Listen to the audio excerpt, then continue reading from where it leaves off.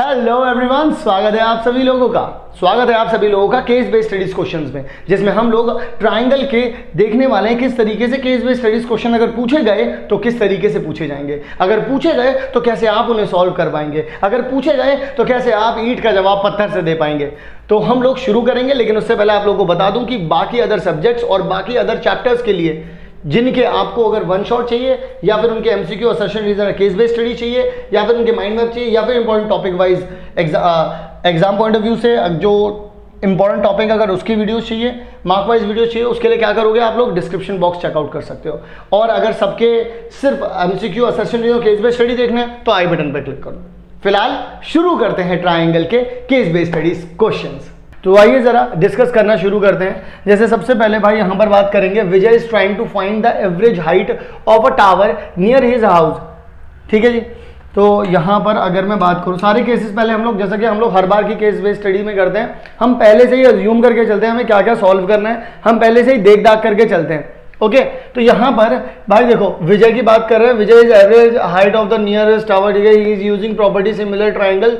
ठीक है, similar triangle की प्रॉपर्टी यूज करें। The height of the Vijay's house is, देखो भाई विजय के हाउस की जो हाइट है वो कितनी है, 20 मीटर है।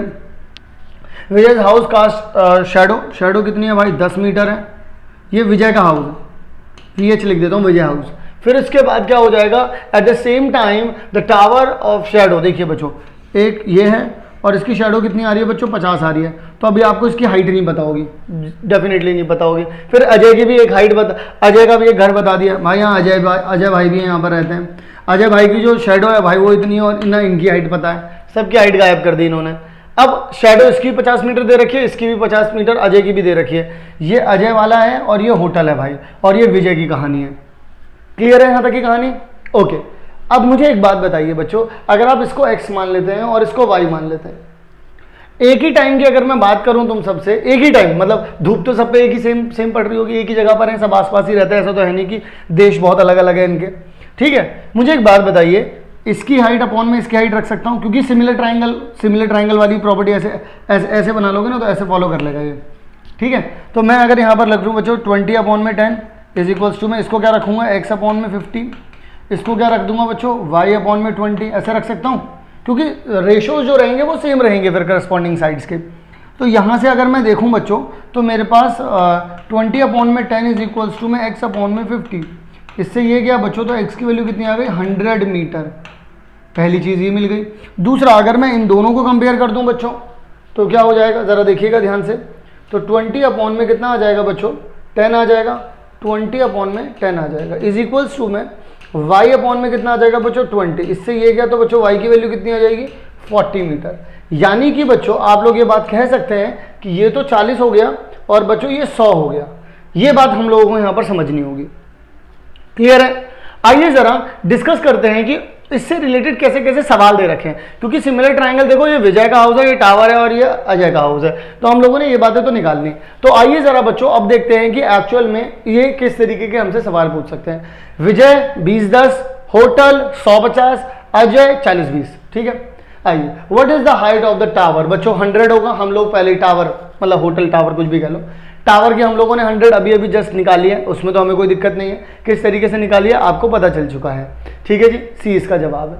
अगला, what will be the height of the what will be the length of the shadow of the Vijay's house cast a shadow of 12 metre.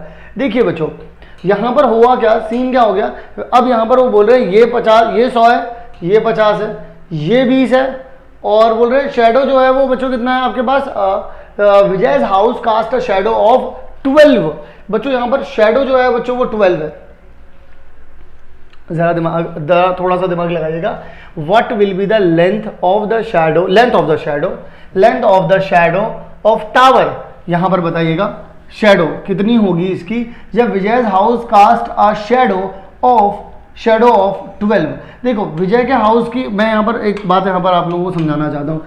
यहाँ पर अगर मैं विजय के घर की बात करूँ और यहाँ पर अगर होटल की बात करूँ, होटल की हाइट हमको पता चल गई है कितनी है, 100 है।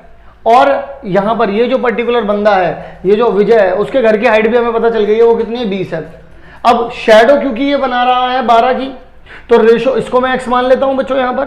तो यानी कि बच्चों अगर मैं कहूँ आपसे कि 20 अपॉन में 12, ठीक है, और यहाँ पर मैं बोलूँ 100 अपॉन में, हम लोगों ने यहाँ पे क्या किया था बच्चों, ठीक है, इस तरीके से हम लोगों ने यहाँ पे रख लिया था इन चीज़ों को। या फिर मान लीजिए मैं अगर यहाँ पर आप लोगों के सामने ऐसे भी रख लेता हूँ, सुनिए 20 अपॉन में इसी को 100 लिख लेता हूँ और यहाँ पे 12 अपॉन में x लिख लेता हूँ यहाँ पर, ठीक है। तो अल्टीमेटली कितना आ जाएगा आप सभी लोगों के पास, अगर हम लोग देखें यहाँ पर तो इससे तो ये चला जाएगा, 2 से हम 5 आ जाएगा, x वहाँ चला जाएगा, तो इक्वल टू में बच्चों आपके पास 60 मीटर आ जाएगा। तो 60 मीटर बच्चों आप लोगों के पास इसकी शेडो हो जाएगी। यानी कि जब ऐसी कुछ बात हो रही होगी कि यहाँ पर देखो इसकी हाइट तो 100 ही रहेगी, हाइट थोड़ा ना चेंज हो जाएगी, ये भी 20 रहेगी। वो बोल रहे हैं पहले शेडो 10 बन रही थी लेकिन अब शेडो 12 बन रही है, तो अब ऐसे में क्या होगा। तो यहाँ पर भी तो भाई पहले शेडो जो थी वो 50 बन रही थी, अभी पिछले केस में यहाँ पर शेडो कितनी बन रही थी, 50 बन रही थी। वो बोल रहे हैं कि अब धूप ऐसे एंगल पे बन रही है कि विजय के घर पे ना, जो विजय का घर है, विजय के घर की जो शेडो बन रही है वो ना 12 मीटर बन रही है, तो यहाँ पर इसकी इसलिए 60 बन रही है। हम लोगों ने रेशियो निकाल दिया। अगला, what is the height of Ajay's house, वो अभी हम लोगों ने 40 मीटर निकाल ली थी बच्चों, स्टार्टिंग में अपन लोगों ने ये काम कर दिया था। यहाँ पर 40 मीटर जो थी अजय की हाइट आ चुकी थी, अजय के घर की हाइट आ चुकी थी, अजय की नहीं। फिर उसके बाद वो बोल रहे हैं हमसे, अब जरा ध्यान से और सुनिएगा, अब वो कह रहे हैं कि when the tower cast a shadow of 40 metre, आप जानते हैं बच्चों टावर की हाइट कितनी थी, 100 थी, अब इसकी शेडो कितनी हो रही है बच्चों, 40 मीटर हो रही है। Same length, what will be the length of the shadow, देखिए अजय के हाउस की हाइट कितनी है बच्चों, 40 है, तो ये कितना होगा, तो मैं इसके ये इसके करस्पॉन्डिंग ये है, तो 40 अपॉन में 100 अपॉन में 40 रख दूंगा, इसके अपॉन में ये है तो 40 अपॉन में x रख दूंगा, इससे ये चला जाएगा, इस वाले 0 से ये वाला 0 चला जाएगा, x यहाँ चला जाएगा, तो यहाँ कितना आ जाएगा बच्चों, 16 मीटर आ जाएगा। 16 मीटर कहीं दे रखा है बच्चों, ए देखो, ए दे रखा है यहाँ पर, क्लियर है। इसके करस्पॉन्डिंग ये है, इसके करस्पॉन्डिंग ये है। अगर आप में से कोई पहले वाले क्वेश्चन की तरफ जाएगा तो मैं आप लोगों को बता दूं, आपको इसके करस्पॉन्डिंग आप ये रखते तब भी देखो यही सेम सीन हुआ है, यहाँ पर सेम कार्यक्रम यहाँ पर भी मैंने किया है। इसके अपॉन में ये रखो, इसके अपॉन में काम बन जाएगा आपका, ठीक है। चलिए आगे की तरफ बढ़ते हैं, आगे की तरफ बढ़ते हैं, कहाँ पहुँच गए हम लोग, ये एक मिनट, ये आखिरी क्वेश्चन ये रहा। तो यहाँ पर वो बोल रहे हैं कि when the tower cast a shadow of 40 metre same time shadow of the Vijay's house, अब विजय के हाउस की भी शेडो आप लोगों को बतानी पड़ेगी, आप बिना बताए नहीं जा सकते। तो बोल रहे हैं बिल्कुल देखिएगा 100 इसके अपॉन में ये रखूंगा, क्योंकि भाई विजय के हाउस की जो हाइट थी वो 20 मीटर थी ना, ये कोई कम कर सकता है ना, ये शेडो में ही बस चेंजेस हो सकते हैं। अब इसकी शेडो कितनी आई भाई, 40 आ रही है, तो इसकी शेडो कितनी आई अभी देख लेते हैं। इससे ये जाएगा, इससे ये जाएगा, तो बच्चों x इक्वल्स टू कितना आ जाएगा, 8 मीटर आ जाएगा। तो यानी कि आंसर कितना हो गया बच्चों, 8 मीटर हो गया। क्लियर है। तो सिमिलर ट्राइंगल के इस कॉन्सेप्ट से हम लोगों ने ये सारे के सारे केस बेस्ड स्टडीज क्वेश्चन यहाँ पर कर दिए। आइए जरा अब आगे की तरफ बढ़ूंगा और बात करूंगा आप सभी लोगों से अगले सवाल के बारे में। और अगला सवाल आप लोगों से क्या कहेगा, ये देखना भी बड़ा दिलचस्प होगा और इसको समझने की कोशिश करेंगे ऑन द स्पॉट। इसको जिस हद तक हम सॉल्व कर सकते होंगे उस हद तक हम सॉल्व कर देंगे, उसके बाद हम अपने क्वेश्चंस पर चलेंगे।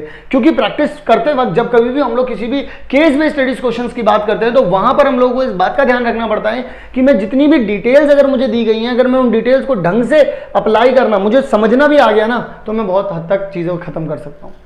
आइए जरा, तो यहां पर वो बात करते हैं हमसे, Rohan wants to measure the distance of a pond. ये डिस्टेंस, ये पॉन्ड दे रखा है आप लोगों को यहाँ पर। फिर उसके बाद उन्होंने मतलब इस तरह का कुछ स्ट्रक्चर बन रहा है, ठीक है। ही मार्क्स पॉइंट ए बी, ठीक है, ए और बी मार्क कर दिया उन्होंने उसके अलग अलग छोरों पर। To find the distance between the points he makes an right angle triangle, right angle triangle बना दिया उन्होंने, राइट एंगल ट्राइंगल बना दिया, ओके, ठीक है। फिर डिस्टेंस इज 12, देखिए यहाँ पर उन्होंने डिस्टेंस 12 दे दिया है बच्चों। सी टू डी 40 दे दिया है उन्होंने, फिर उसके बाद 30 दे दिया है उन्होंने। फिर ए डी सी उन्होंने ये बता दिया यहाँ पर 90 डिग्री का एंगल है। बच्चों मुझे एक बात बताइए, जब एक राइट एंगल ट्राइंगल बनता है, अगर ये 3 है और ये 4 है तो ऑटोमेटिकली ये 5 होता है ऑटोमेटिकली।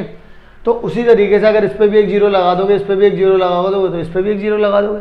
नहीं तो करके भी देख सकते हो आप सभी लोग कि 50 का जो स्क्वायर होता है वो बराबर होता है 40 का स्क्वायर प्लस में 30 के स्क्वायर के। ये कितना आ जाएगा 2500, ये कितना आ जाएगा 1600, ये कितना आ जाएगा 900। तो देखो 2500 बराबर किसके हो जाएगा बच्चों, 2500 के बराबर ये हो जाएगा। तो दैट्स इट, बात यहाँ पर ख़त्म हो जाती है। लेकिन बच्चों बात यहाँ पर ख़त्म नहीं होती है। अब मेरी एक बात को ज़रा ध्यान से सुनिएगा, यहाँ पर मेरी बात को सुनिएगा।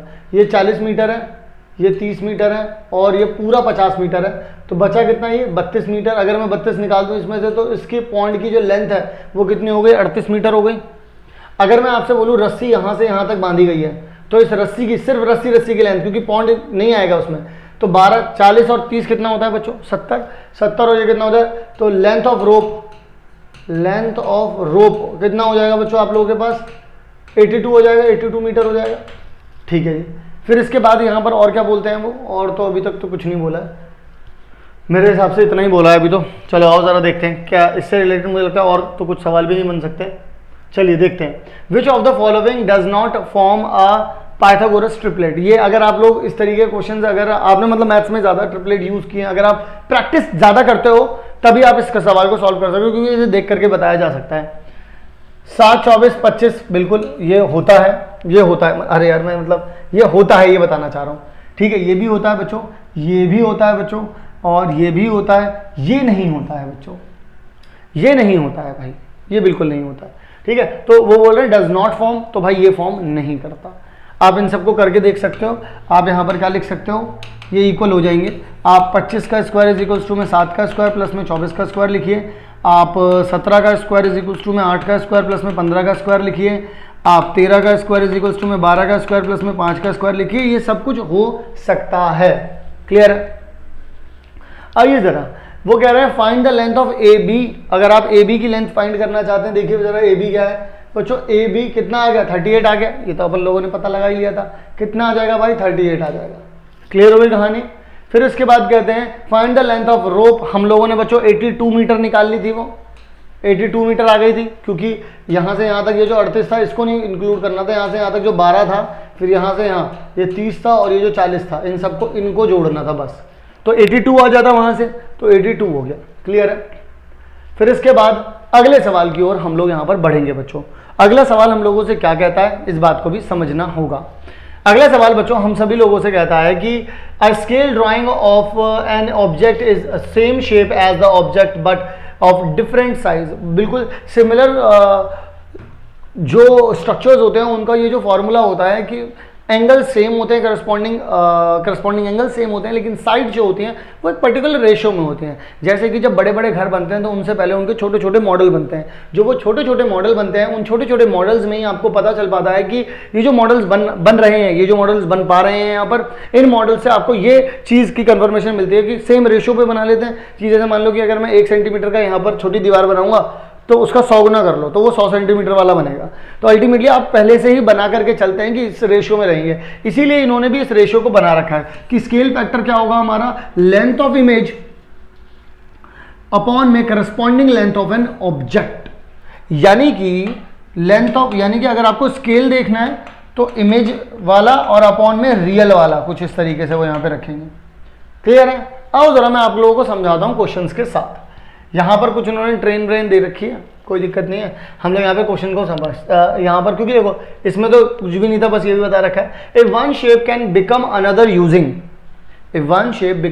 Using revising then the shapes are similar, hence two shapes are similar when one can become the other after resize, flip, slide और टर्न। ठीक है, इन द फोटोग्राफ बिलो, ये फोटोग्राफ ये दे रखी है 1:200। बस आपको जानना सिर्फ इतना था कि 1:200। अब इसको मतलब को समझ लेते हैं। इसका मतलब क्या है, this means that the length of 1 centimetre on the photograph, अगर यहाँ पे आप 1 सेंटीमीटर की बात कर रहे हैं तो इसका मतलब है वो 200 सेंटीमीटर है। 200 सेंटीमीटर कह लीजिए या फिर बच्चों 2 मीटर कह लीजिए। क्या कह सकते हैं आप, या तो 200 सेंटीमीटर कह लीजिए या फिर 2 मीटर कह लीजिए ऑफ द एक्चुअल इंजन। ये इंजन की बात है, सिर्फ engine. The scale can also be written as the ratio of two length. मेरे ख्याल से क्लियर है इतना। मतलब इमेज अगर 1 सेंटीमीटर दिखा रही है तो वो एक्चुअल में जो रियल लेंथ है उसकी वो 200 मीटर है। 200 मीटर नहीं, 200 सेंटीमीटर है। और 2 मीटर मतलब 200 मीटर को आप 200 सेंटीमीटर को आप 2 मीटर बोल सकते हैं। क्लियर? आइए जरा यहाँ पर बात कर लेते हैं। If the length of the model is 11 centimetre, length of the model is 11 centimetre. देखिएगा मेरी बात को, मॉडल, सिर्फ मॉडल की बात हो रही है, मॉडल है 11 सेंटीमीटर। अब इसको उधर करने में 11 सेंटीमीटर में क्या हो जाएगा, इसकी मल्टीप्लाई हो जाएगी बच्चों 200 से, क्योंकि 1:200 है। कितना है बच्चों, 1:200 है। तो जो भी यहाँ पे लिखा होगा सबकी 200 से मल्टीप्लाई होगी। 200 से मल्टीप्लाई करोगे 2200 आ जाएगा, 2200 सेंटीमीटर आ जाएगा। अब या तो 2200 सेंटीमीटर लिख लो या 100 से डिवाइड करके 22 मीटर लिख लो, जो ऑप्शन में दिखे वो आंसर है तुम्हारा। तो 2200 तो कहीं दिख ही नहीं रहा, 22 मीटर कहीं दिख रहा है, बिल्कुल दिख रहा है, तो D is the correct one. ठीक है जी, डी आ गया करेक्ट। आइए जरा अगले सवाल की ओर।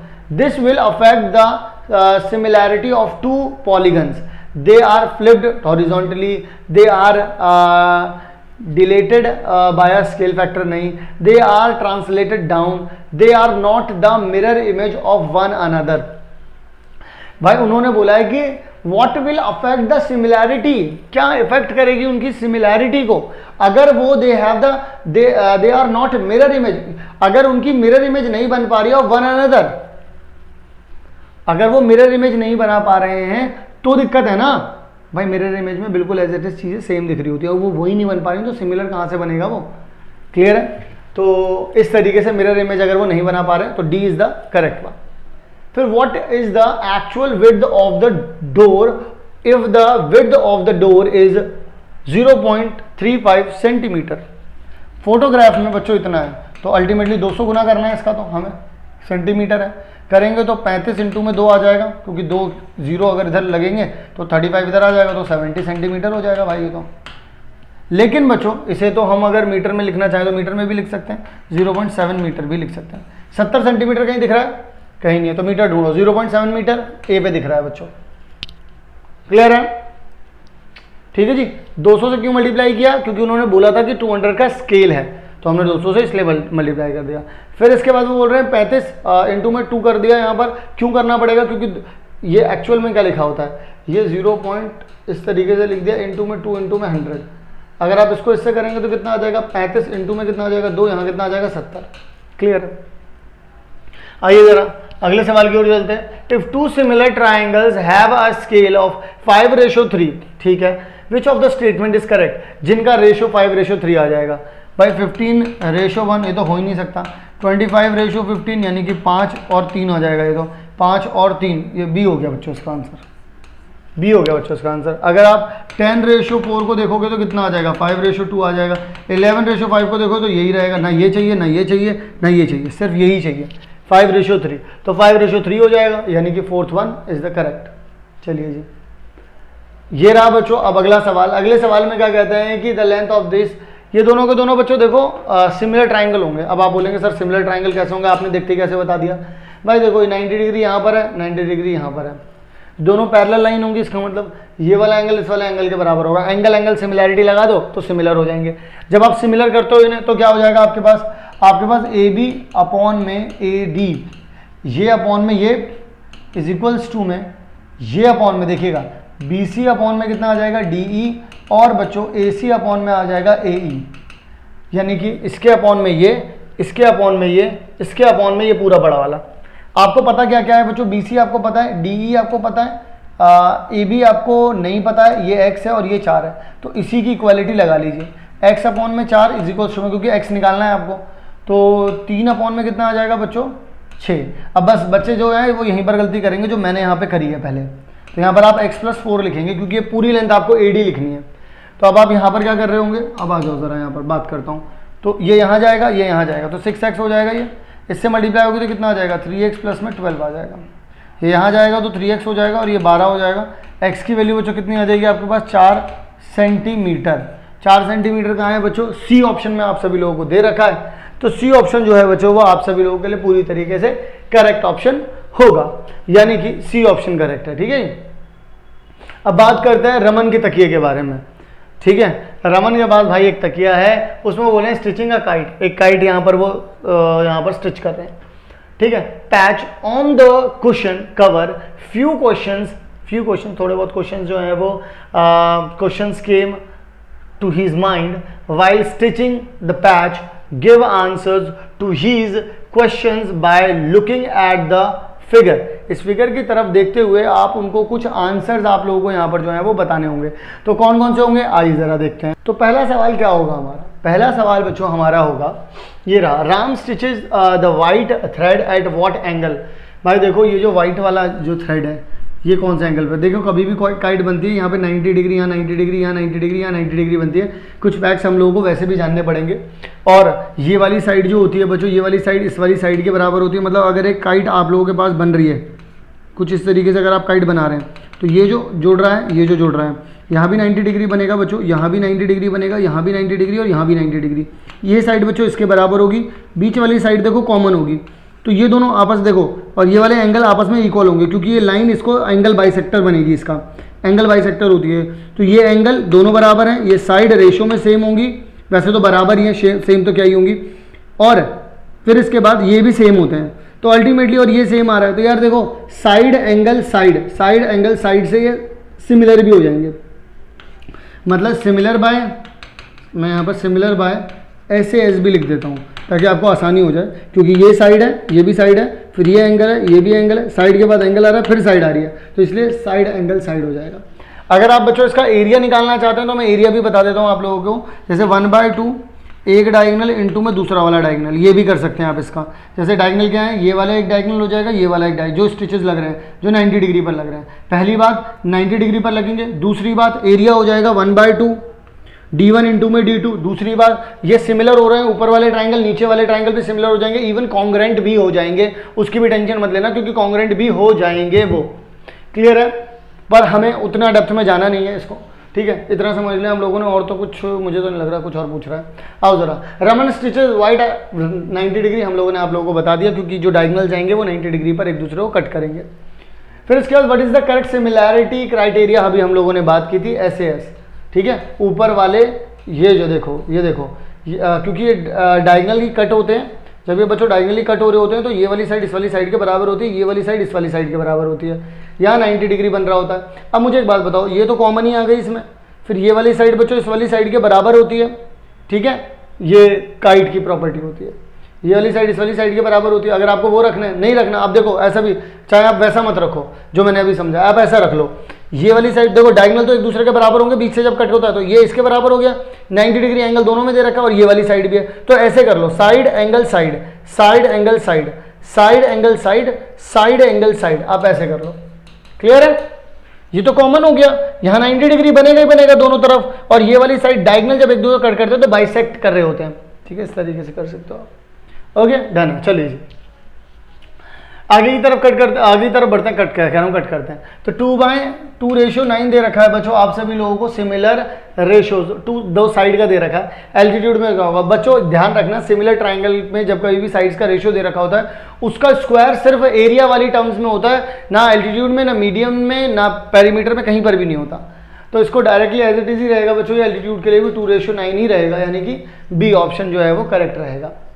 ठीक है, अगला ट्राइंगल स्टिच्ड एट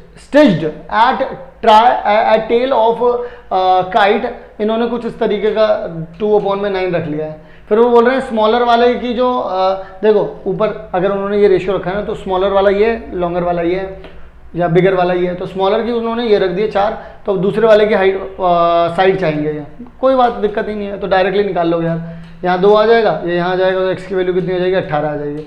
और वैसे भी यार वो ये बोलना चाह रहे हैं 2/9 कैसे आएगा, अगर ये 4 है तो भाई अगर ऊपर 2 लाना है तो यहाँ पे 2 से डिवाइड करना पड़ेगा, तो लो 2 से डिवाइड करके 2/9 ये आ गया, 18 होगा नीचे। क्लियर हो गई, तो मतलब बहुत बेसिक सा सवाल था बच्चों ये, तो क्योंकि उन्होंने रेशो पहले ही दे दिया, फिर 4 यहाँ दे दिया, अब नीचे क्या रखूँ भाई, 4 के नीचे ऐसा क्या रखूँ डिवाइड करने पर 2/9 आ जाए, वही पूछ रहे हैं बस वो। ठीक है जी, आइए जरा, what is the area of the kite, मैंने आप लोगों को बताया 1/2 जो डायगनल की जो लेंथ है बच्चों वो कर दीजिए 1/2 इंटू में डायगनल लेंथ कितनी है 8 इंटू में बच्चों 12 आ जाएगा, यहाँ 4 आ जाएगा, तो 12 चौक 48 हो जाएगा, सेंटीमीटर का स्क्वायर हो जाएगा, तो 48 यहाँ पे आ जाएगा बच्चों। क्लियर है, आइए जरा अगले सवाल की ओर बढ़ते हैं बच्चों। अगला सवाल ये रहा, Kunal cross the truss bridge he thought about the need of truss bridge जो भी होगा यार है supporting this triangle has used supporting the structure of this that proportional when the force, हटाओ ये सब किसी काम का नहीं है। Equilateral triangles all sides are equal, what is the measurement of each angle, हम सबको पता है 60 डिग्री। क्वेश्चन में कुछ वैसे भी नहीं था यार पढ़ने के लिए, कुछ नंबर्स दे रखे होते, कुछ डाटा दिया होता है तब पढ़ा जाता है, डाटा दे नहीं रखा, तो बिना डाटा के तो बस यही समझ में आ रहा है ये इक्विलेटरल ट्राइंगल बने हुए हैं, सब कितने होते हैं भाई, 60 डिग्री होते हैं, ठीक है जी। अगला, which is not the correct similarity criteria. ए हमने सुना है, SAS सुना है, SSS सुना है, RHS नहीं सुना। RHS सिर्फ कॉन्ग्रुएंसी में आता है, सिमिलैरिटी में नहीं आता। तो डी तो भाई ये वाला सिमिलैरिटी क्राइटेरिया अपने पास होता ही नहीं, अपने पास क्या किसी के पास भी नहीं होता ये। Next, the height of an equilateral triangle is 12। देखिएगा जरा, इक्विलैटरल ट्राइंगल का जो एरिया होता है वो कितना होता है, ये होता है, ठीक है। तो √3/4, तो यहाँ कितना आ जाएगा, 12 इंटू में 12 आ जाएगा बच्चों, इससे ये गया तो 3 आ जाएगा, 12 36 इंटू में √3 आ जाएगा बच्चों, ऐसा कुछ है।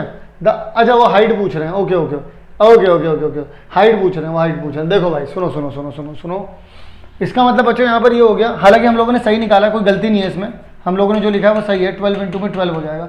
लेकिन नॉर्मल जब एक एरिया निकाल, जब एक चीज़ करी जाती है तो बेस में तो देखो आप 12 ही ले लेंगे, हाइट आपको नहीं पता होगी यहाँ पर, क्योंकि देखो नॉर्मल एरिया निकालने का तरीका क्या होता है, हाफ इंटू में बेस इंटू में हाइट होता है, और इक्विलैटरल ट्राइंगल का एरिया निकालने का क्या तरीका होता है, ये होता है। अब आप क्या कर सकते हैं, 2 से इसे कैंसिल करेंगे, 2 आ जाएगा, यहाँ 6 आ जाएगा, 6 से इसे कैंसिल करेंगे, यहाँ पर कितना आ जाएगा, 2 से इसे कैंसिल करेंगे, 6 आ जाएगा।